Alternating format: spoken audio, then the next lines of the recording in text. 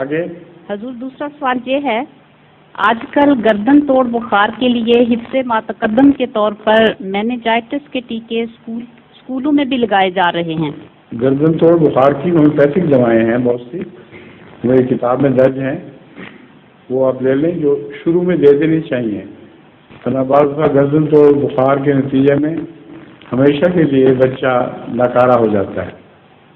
اور بہت خطرناک اس کے نتائج نکلتے ہیں۔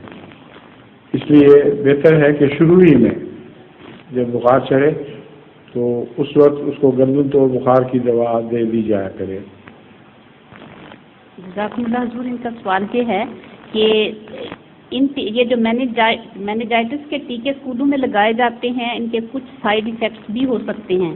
کیا ہمارے بچوں کو یہ ٹیکے لگوانے چاہیے یا نہیں؟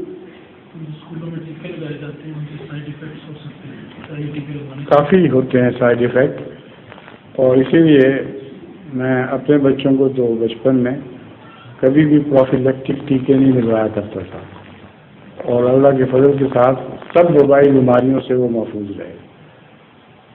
نہ گردن توڑ بخار کا ٹیکہ لگوایا ان کو کبھی، نہ انفلوئنزا کا، نہ اسی قسم کے چیچک وغیرہ کا، اور ہر وقت میرے پاس پہلے میرے گھر میں ہی برآمدے میں وہ ہومیوپیتھک ڈسپینسری بنی ہوئی تھی، ہر طرح کے مریض آتے تھے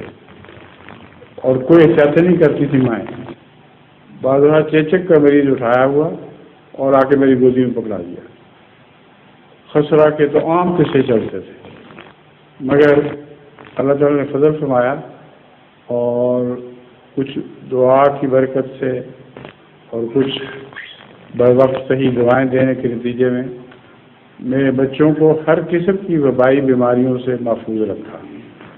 لیکن یہاں اب ایک معاملہ ہوا ہے، ایک جرمن میزلز کا ٹیکہ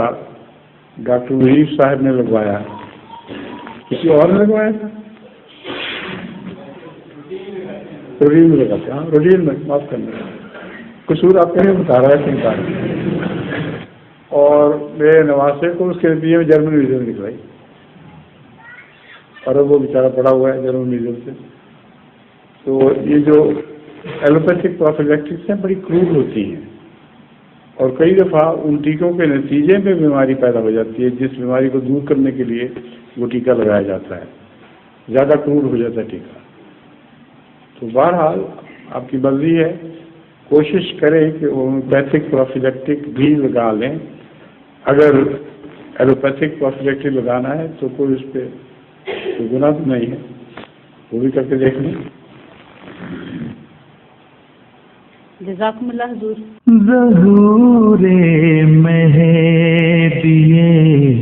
آخر زمان